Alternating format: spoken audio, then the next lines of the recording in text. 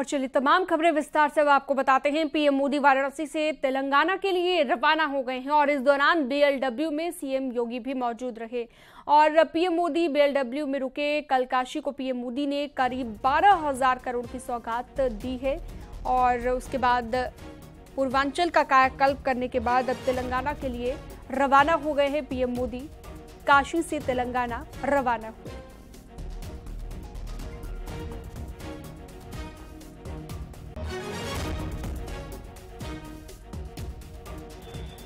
बीते शुक्रवार की शाम 2 दिवसीय दौरे पर अपने संसदीय क्षेत्र पहुंचे देश के प्रधानमंत्री नरेंद्र मोदी ने काशी वासियों को 12,000 करोड़ से अधिक की सौगात देकर शनिवार की सुबह प्रधानमंत्री नरेंद्र मोदी तेलंगाना के लिए रवाना हो गए।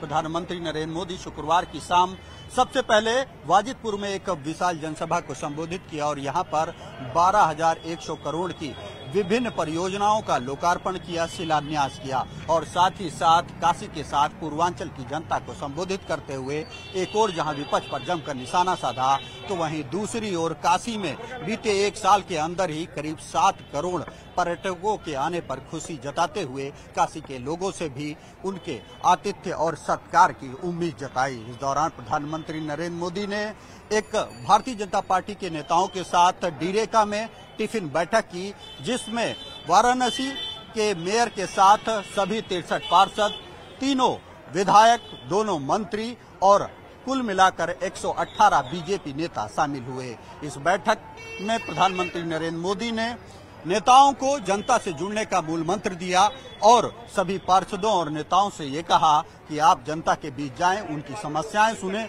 उसे डायरी पर नोट करें और उसका समाधान करने का प्रयास करें। जिसके बाद प्रधानमंत्री नरेंद्र मोदी ने डीरेका में ही रात्रि विश्राम किया। इस दौरान संभावना ये जताई जा रही थी कि प्रधानमंत्री नरेंद्र मोदी रात में काशी भ्रमण कर विभिन्न प्रोजेक्ट का निरीक्षण कर सकते हैं, क्योंकि अक्सर प्रधानमंत्री नरेंद्र मोदी ऐसा करते थे, लेकिन लगातार उनके बैक टू बैक कई कार्यक्रम लगे थे जहां से वो काशी लौटे थे। इसीलिए प्रधानमंत्री नरेंद्र मोदी ने न तो रात में कोई सरप्राइजिंग विजिट की और न ही आज सुबह काशी विश्वनाथ का दर्शन किया, क्योंकि प्रधानमंत्री नरेंद्र मोदी को इसी सावन माह में दोबारा काशी आना है और फिर वो प्रधानमंत्री नरेंद्र मोदी मणिकर्णिका घाट समेत कई विशेष परियोजनाओं का लोकार्पण शिलान्यास कर एक बार फिर काशी की जनता को सौगात देंगे। तो वहीं दूसरी ओर बाबा काशी विश्वनाथ के इस कॉरिडोर में पहुंचकर बाबा काशी विश्वनाथ का दर्शन करेंगे, पूजन करेंगे।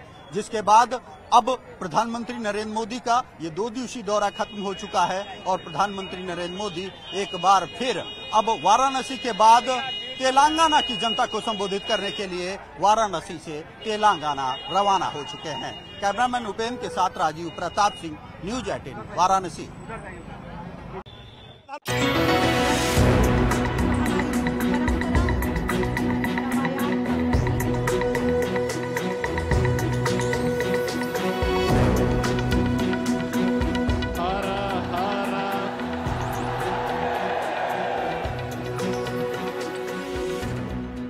काशी के कायाकल्प का एक नया अध्याय लिखा जा रहा है।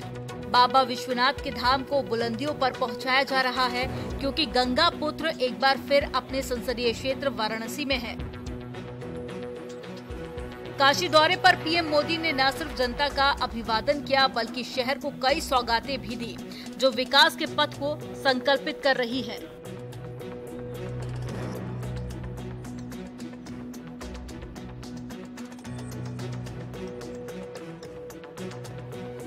2014 और 2019 में जिस सीट से चुनाव लड़कर नरेंद्र मोदी प्रधानमंत्री की कुर्सी पर बैठे, एक बार फिर उसी काशी से 2024 का चुनावी शंखनाद हुआ।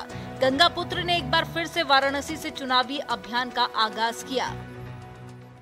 इस बार बाबा के दर्शन के लिए रिकॉर्ड संख्या में श्रद्धालुओं का आना तय है,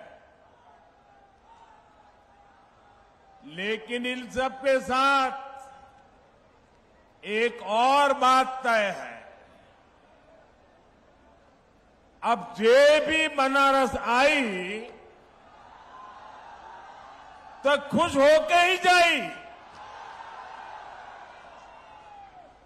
आप आपने देखा होगा काशी के मंदिरों और काशी के घाटों के नए स्वरूप को, और जैसे काशी सज धज रही है, G20 के सम्मेलन को भी नजदीक से काशी ने महसूस किया है। आजादी के अमृत महोत्सव वर्ष में भारत G20 समूह की अध्यक्षता आदरणीय प्रधानमंत्री जी के नेतृत्व में कर रहा है। तो संघाई सहयोग परिषद की ओर से 22-23 में काशी को सांस्कृतिक राजधानी के रूप में मान्यता देकर के काशी में उस सम्मेलन की अद्भुत छटा भी हम सब ने देखी है। पीएम मोदी का मिशन पूर्वांचल न सिर्फ विकास के लिहाज से अहम है, बल्कि इस दौरे का चुनावी मिशन भी है, क्योंकि मोदी के दौरे के साथ ही प्रदेश की योगी सरकार और बीजेपी पूरी तरह से चुनावी मोड में आ गई है। मोदी जानते हैं कि प्रधानमंत्री बनने की हैट्रिक लगाने के लिए यूपी में 2019 से बड़ी जीत हासिल करना जरूरी है, और यही वजह है कि पूर्वांचल की 27 सीटों को साधने के लिए पीएम मोदी ने यूपी के 2 प्रमुख जिलों से विकास के एजेंडे का संदेश दिया। पूर्वांचल में संगठनात्मक रूप से भाजपा ने 27 लोकसभा क्षेत्रों को काशी और गोरखपुर क्षेत्र में बांटा है।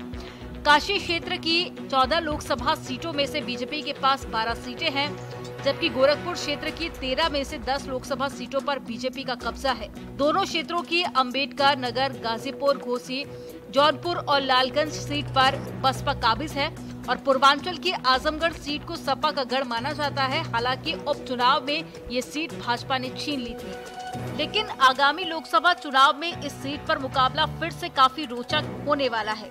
हालांकि पीएम मोदी की कोशिश पूर्वांचल की सीटों पर फतेह करना और 80 के लक्ष्य को साधने की है, जिसके लिए सीएम योगी भी कदम से कदम मिला रहे हैं। यहाँ यूपी में भी करोड़ों लाभार्थियों ने मुद्रा योजना का लाभ उठाकर अपना काम शुरू किया। इसमें सबसे अधिक लाभ गरीब, दलित, पिछड़े, आदिवासी, अल्पसंख्यक परिवारों से जुड़े साथियों और महिला उद्यमियों को हुआ।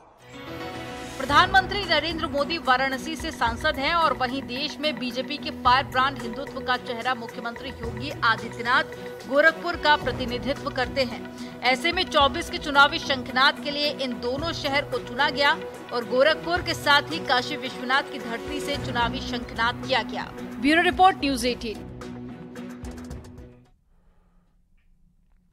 वहीं मिशन रोजगार के तहत सीएम योगी आज पुलिस अभ्यर्थियों को नियुक्ति पत्र देंगे। सीएम योगी स्पोर्ट्स कोटे में चयनित 227 पुलिसकर्मियों को नियुक्ति पत्र बांटेंगे।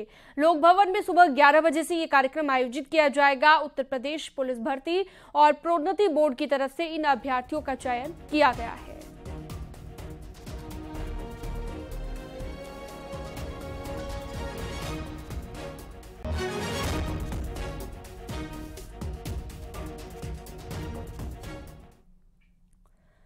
वहीं लखनऊ में हजरतगंज मेट्रो स्टेशन को बम से उड़ाने की धमकी दी गई है। पुलिस कंट्रोल रूम 112 पर फोन कर मेट्रो स्टेशन को बम से उड़ाने की धमकी दी गई। इस धमकी के बाद चारबाग से हजरतगंज तक मेट्रो स्टेशन की सुरक्षा बढ़ा दी गई और मेट्रो स्टेशन की चेकिंग भी की गई। बताया जा रहा है कि मेट्रो स्टेशन को बम से उड़ाने की धमकी मिलने के बाद आरोपी कॉलर ने फोन को स्विच ऑफ कर लिया है।